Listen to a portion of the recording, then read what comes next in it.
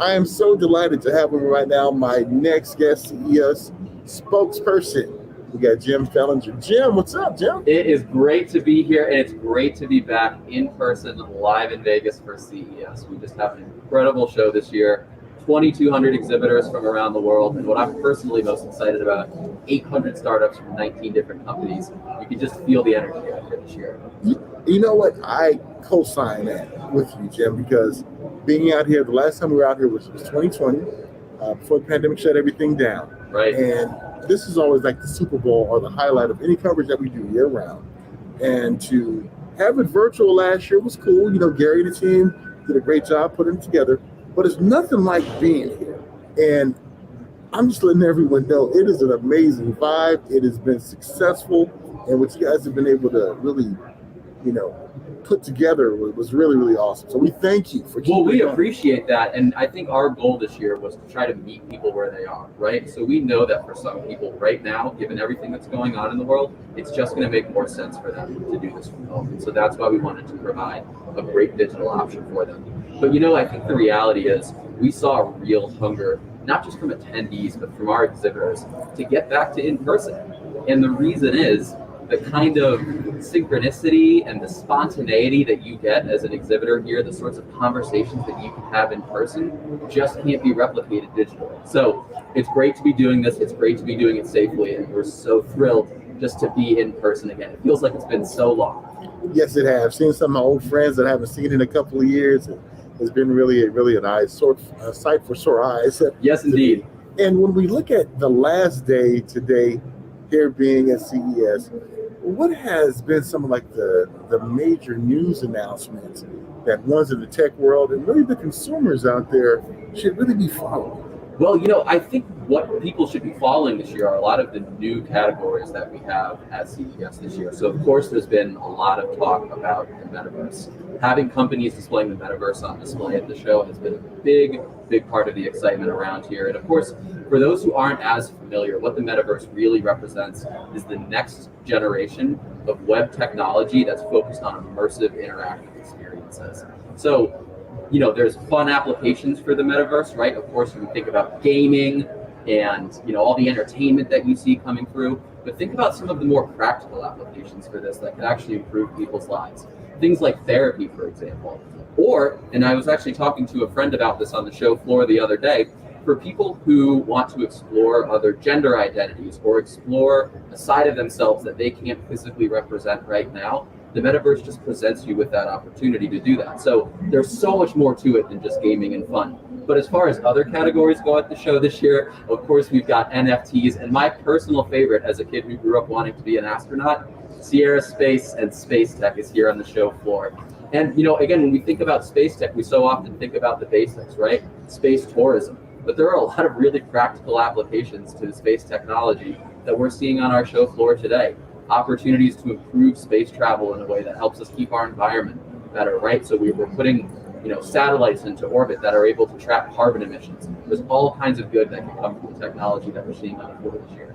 I totally agree. And I promise when we go into space, you'll be my number one, okay? Oh, perfect. I look forward to it. Save me a seat. Let's do it. And it's one thing that really I'm always intrigued with, being a person with a disability, is just how technology is becoming so inclusive.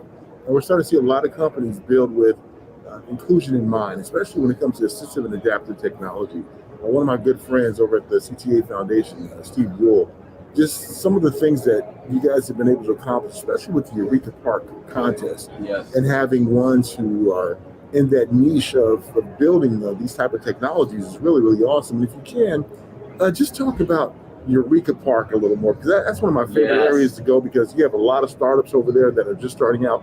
And during the pandemic, a lot of the Eureka Park startups really came to the rescue during the pandemic with certain technologies out there. So let's talk about Eureka Park and just the experience now at this CES. Well, I'm so glad that you brought up Eureka Park, because I think Eureka Park is obviously one of the most exciting parts of the show. For those who don't know, that is where all of our startups gather and showcase their ideas. And I think I had a moment this week when I first stepped out onto the Eureka Park floor for the first time, and I was looking at all the exhibitors, and I was looking at all the passionate and diverse founders out there, and it just occurred to me that like the next big world-changing idea was somewhere out there on that show floor.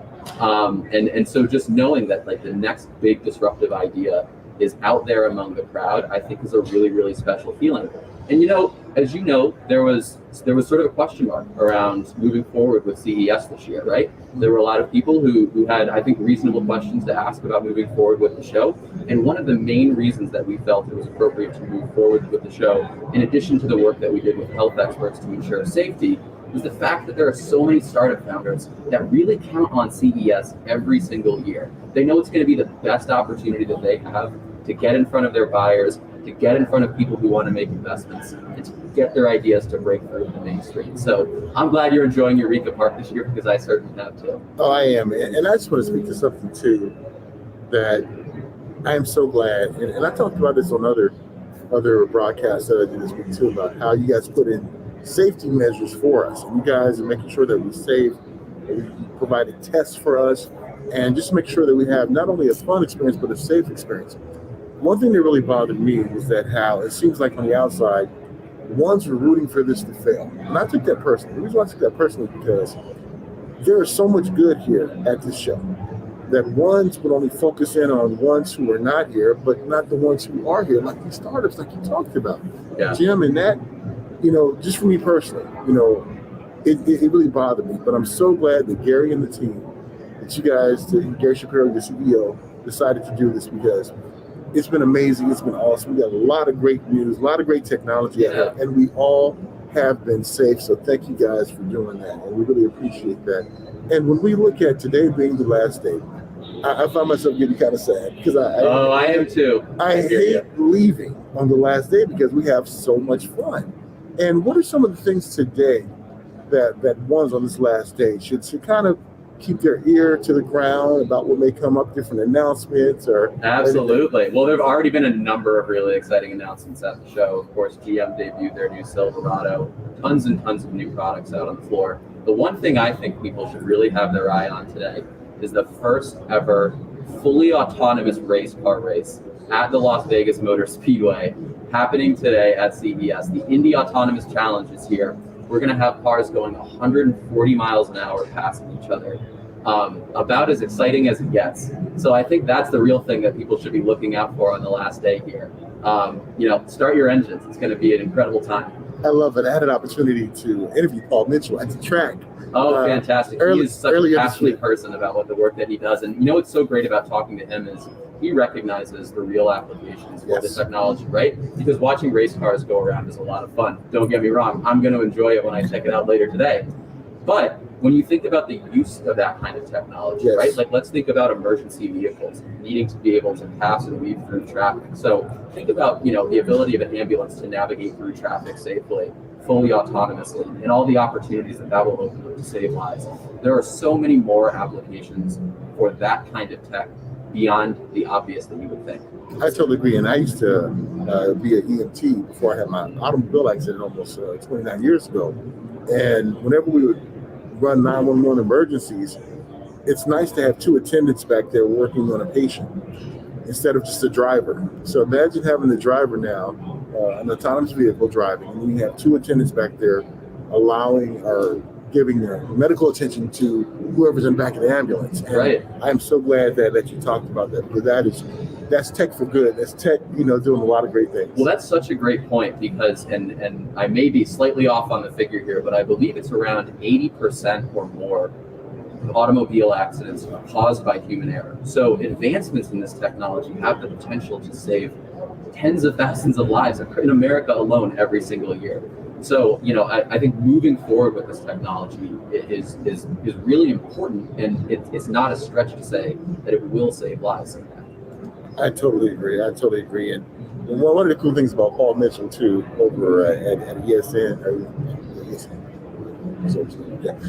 at the Indy Autonomous Challenge, is Paul Mitchell. He has a cool name. I mean, that's hair care products too. So Paul is he's famous. He has a famous name. Paul Mitchell's everywhere. Just seem to be having it going on. Yes, he is. And anything else out there you'd like to let the viewers or the listeners know about CES, the last day, and what's coming down the pipe for the great organization CTA? Well, I think one thing that I want to share, and it's the theme that really struck me the most this year, is as you go out and of course, you've been around the show floor, but when you walk out there, what do you see? You don't just see traditional technology companies, the things that people usually think about when they think about tech. So it's not just computers and TVs, although we love computers and TVs here, and we've got some pretty cutting edge ones out on the floor. It's the automotive sector.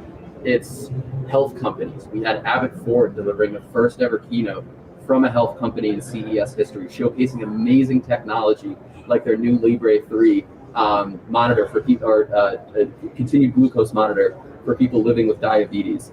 I think it really speaks to this trend that I've seen, that every industry is becoming a part of the tech industry because technology is so intrinsic to everything we do. And I think that's why CES is going to continue to grow as a show. And I think that's why the Consumer Technology Association is focused on supporting such a broad range of innovators, because we recognize that the technology industry is growing and growing and growing and doing some pretty incredible things along the way. That is so true. I'm about to take myself right here, Jim. Many years ago, several years ago, we were here at the press conference, and it was when they had two. When they had Sean Dubervac would do his, and then Steve Koenig would do his. Yes. And I remember we were sitting at the Mandalay Bay, and we saw, instead of CEA, we saw CTA. And we were all in the audience thinking, like, what in the world is that a typo? Right. And I remember Sean got on stage. Sean said, the reason why we're changing the name is because technology encompasses everything and everywhere. Right. And that is so true. And over the years, we have seen some amazing innovations, some amazing companies debuting here, and it's been really awesome. Jim, it's been great talking with you, and looking forward to doing it next year in person. Absolutely. We better see you guys back here. It was a lot of fun. Oh, we wouldn't have it any other way. CES, That's fantastic. We're here. But thank you, my friend. Really appreciate it. All right. Take care. And thank